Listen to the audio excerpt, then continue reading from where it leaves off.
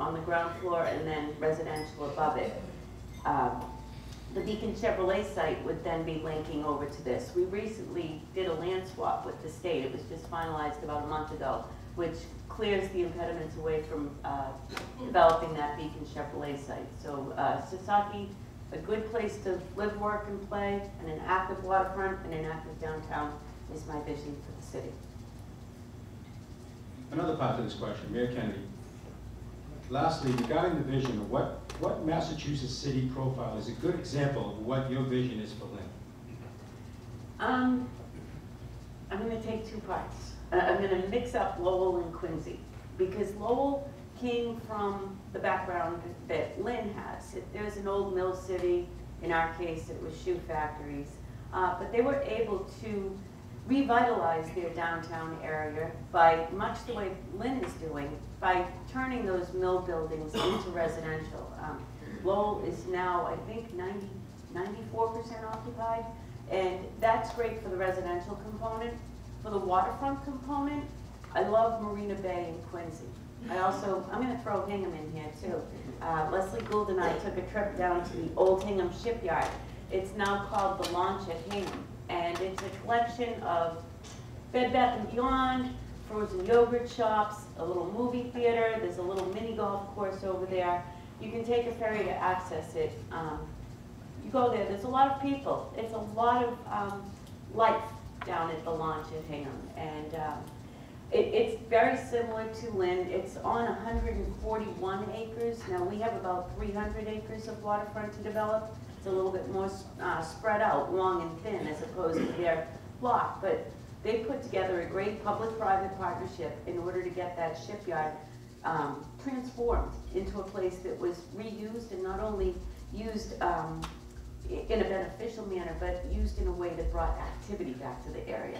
And that's so important. It's one thing to have a number of buildings put up on the waterfront. Now, I've been approached with a gasification plant, with a biofuel plant, with an assisted living facility. Okay, so we could develop for development's sake, or we can develop in such a way that it revives that area of the city of Lynn, and I prefer the latter. Councilor Field. Thank you. You know, as I said earlier, I'm tired of hearing comparisons, you know, of what we could go into the PowerPoint presentations. It doesn't make sense to me. We changed the downtown zoning 10 years ago to allow the old shoe factories to be done by right to bring residents downtown. 10 years ago. People started moving in 9 years ago. 9 years. The City Hall Auditorium, which everybody thinks is a huge success, it is. That started October 2006 was the very first show. 8 years we've been doing it. We moved the power lines, I think it was 5 to 6 years ago. What we have in place now isn't working. You know, we have the South Harbor's not developed. Beacon Chevrolet site isn't developed. And the question I get asked to me all the time, how come Lynn isn't like Salem? Salem is happening. Salem's happening. You go to downtown Salem, and people are afraid to say it. I tell it to our development people at City Hall. They get mad at me. Oh, no, don't do that. Don't do that. It won't make us look good. But we need to learn from them to see what they're doing that's right. There's pedestrian traffic down there. There's where people aren't afraid to walk into their downtown. You know, that's what I think that we should be the mecca of the North Shore. Because what's in place now from a development standpoint is great visionary, but nobody is coming up with a plan to actually make it happen. It's not working. And that's what we have to do. And that's what I want to bring forward with the Invest Lynn project and bring incentives for businesses that come to the city of Lynn that are real and not just talk. Well, Mayor Kennedy? I think we can point to the Lynn Auditorium as something that has most definitely brought people into the downtown. Were any of you in the area of City Hall Square last night? Yes. Okay, there were 2,200 people in there to go see the Alice Cooper show, which I couldn't go see because I had to go to the debate. But Councilor Phelan is correct. The City Hall Auditorium was renovated in 2006. However, from 2006 to 2009, there were only 2 to 4 ticketed events per year held at the Lynn Auditorium. There are now 12 to 15 ticketed events per year. I hired a professional booking agent. I hired a professional security company. I hired a professional bartending service. And we have been able to transform. We have also have an agreement with Ticketmaster. So one way to put the city on the map is to utilize an asset that's literally right in our midst, right in the middle, literally, of City Hall. I have done that, and I am going to take credit for increasing the role that the Lynn Auditorium plays in Lynn's economy.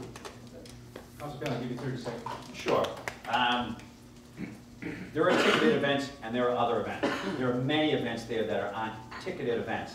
You know, I was on the city council in 2006 when this happened. The funding came through for this and supported this all the way through.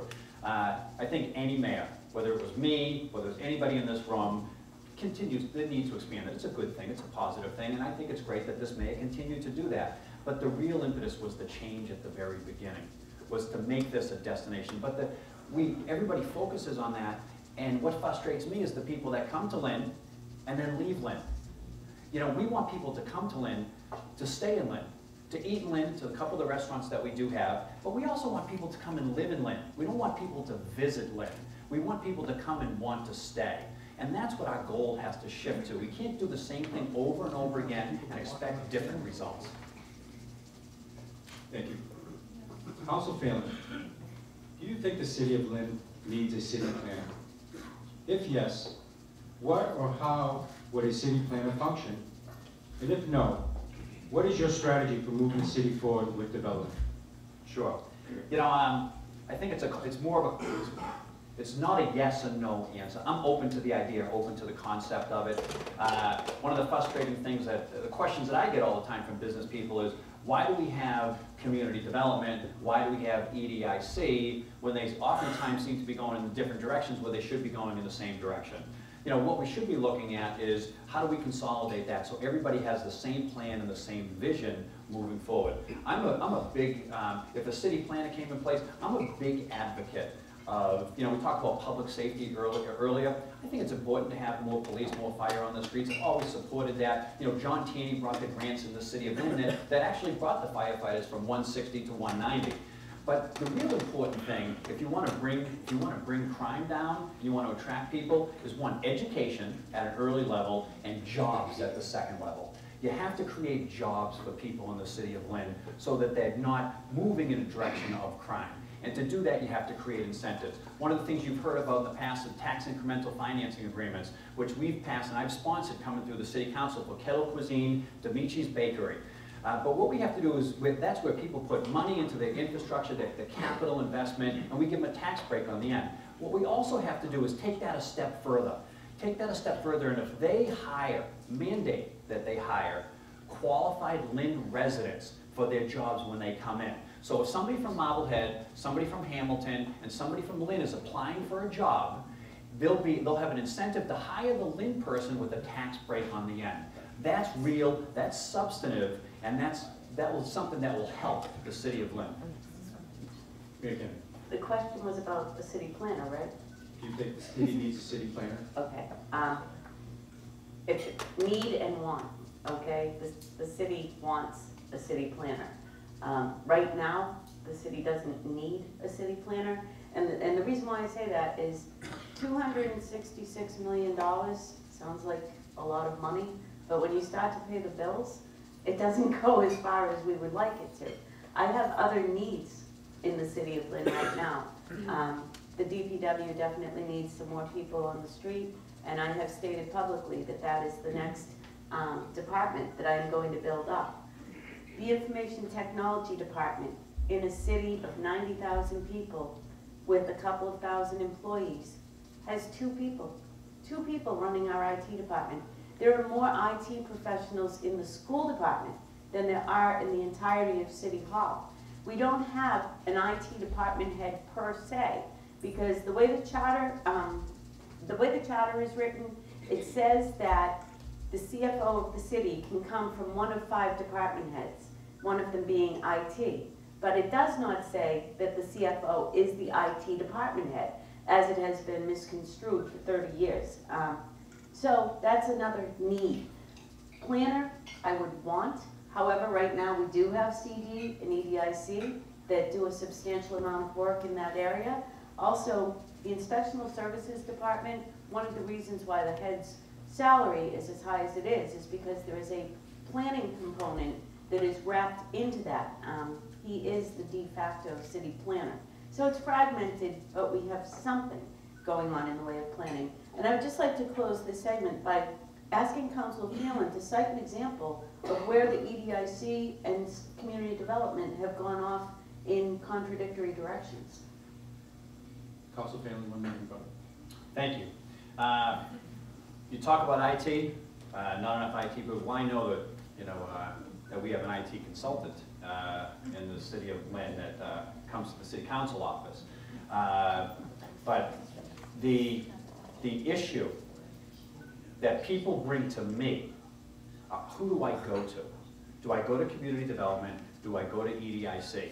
To me, that's fragmented. They're in separate parts of the building.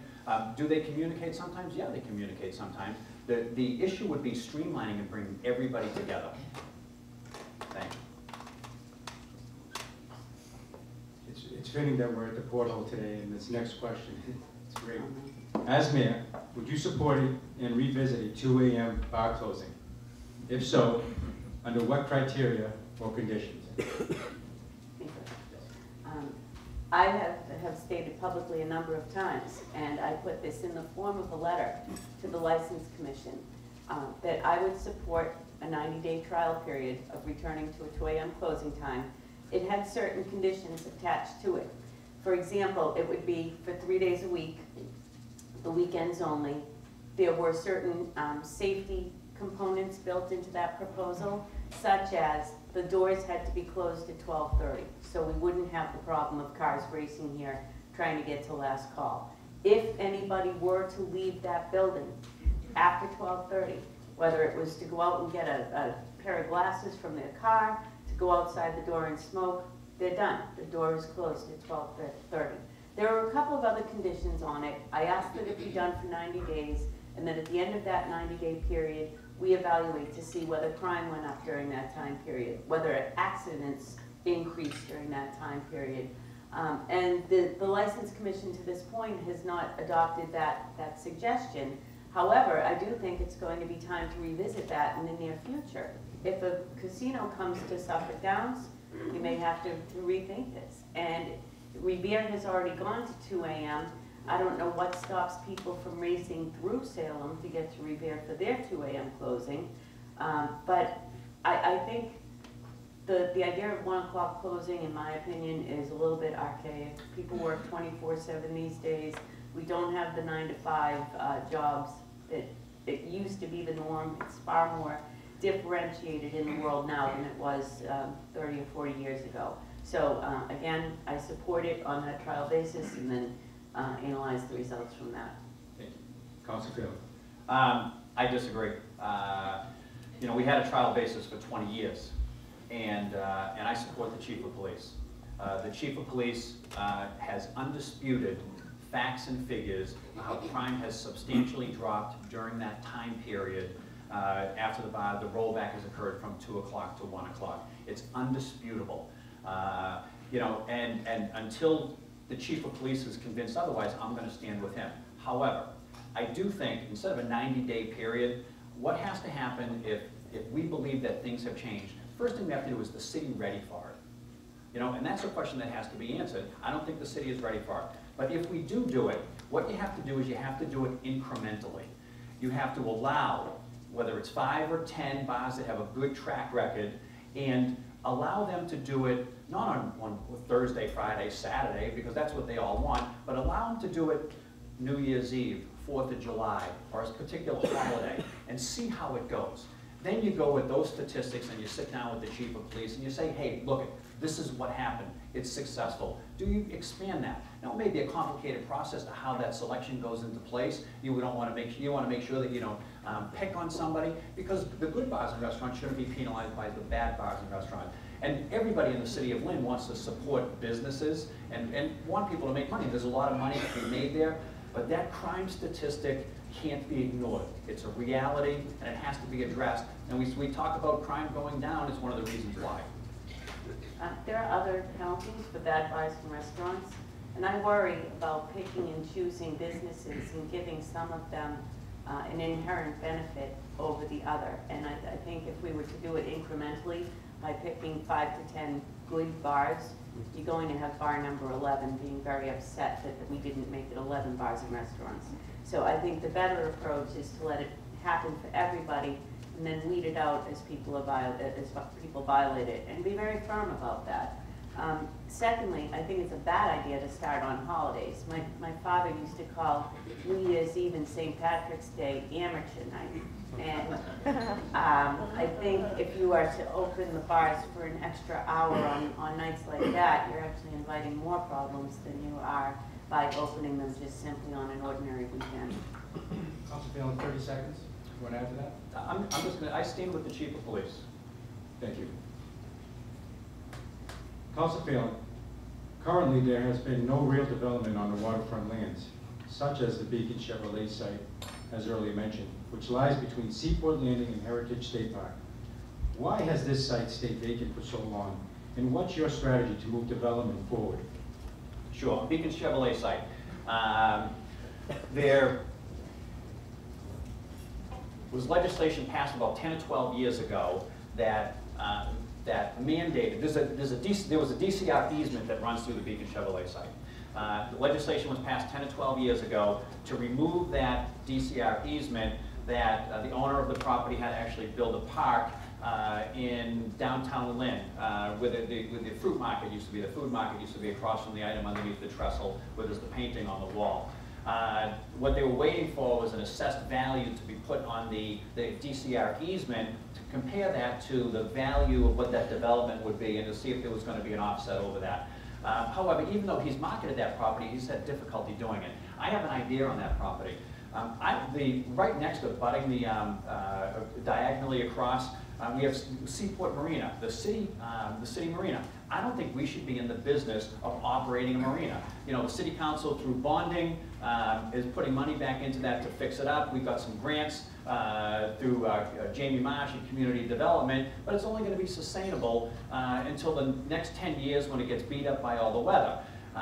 You know, should we be in that business? However, trying to sell that to a marina is not possible because marinas don't make money on renting boat slips. They make money on their upland marine services, on taking boats out, on storing boats, on fixing engines, things like that. What I say we do is go to the owner of the Beacon Chevrolet site and put a plan together so that they can do their upland services on the Beacon Chevrolet site, have a public boardwalk on the walkway, which is mandated by the law, have a restaurant out front so that they can have a marina that is sold by the city to them. We can have professionals run it. We can have a restaurant that's standing there, give them the upland services, create a vision to be consistent with what we have down with the Lynn Yacht Club and the Volunteer Yacht Club. Mayor Kennedy. Well, actually, up until, I think I had alluded to this earlier, but up until a couple of weeks ago, there was a piece of land, a landlocked piece of land within the Beacon Chevrolet site that was owned by the city of Lynn. And in order, it had something to do, honestly, I don't remember exactly what the transaction was that had to take place, but it involved a land swap between the city of Lynn and the state. And that was finalized a couple of weeks ago, and the deed that formalized that transaction just went on record. So whatever impediment there was to developing that site has just recently been cleared, and like I'm saying, in the last matter of days, not even weeks.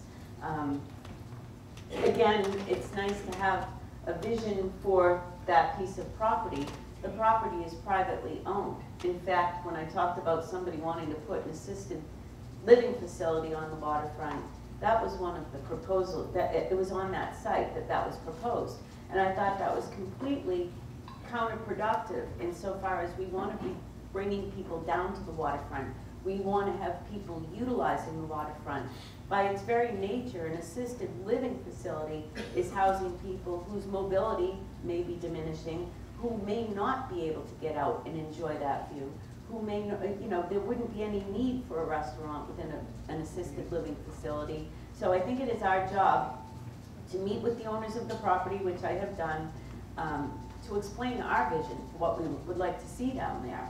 But we can't compel them as long as they're within their by right zoning laws, and it's moving forward. That's about all I can tell you, is that that land has finally been transferred, and there are no more impediments to the development of that. Council Family. Yeah, that's just inaccurate. The impediment still exists at the state. The DCR easement is running through that property. The city of Lynn is waiting for the state to actually put the assessed value on that easement so that they can do the difference between what that owner is gonna have to pay. What we need to do as a city, our development team, the administration has to put pressure on the state through relationship building to make sure that we get that assessed value of the DCR easement, which we do not have. That is the major impediment of that property. You can't sell a property or develop a property if it has an easement going through it. The other parcel was a very small landlocked piece of Lynn-owned property that never prevented it from happening. It may have had a problem with marketability on a certain portion of it, but that was transferred a certain period of time. The major easement still exists, and the city of Lynn needs to do more with the state to remove that to make it a marketable piece of property. Can I give you 30 seconds? We have been working with the state. Thank you. Mayor Kennedy, as mayor, what can you or would you do to move development forward on the waterfront in general? Well, first of all, we're already starting as a city. The land that the city owns down by the Dunkin' Donuts, it's on Blossom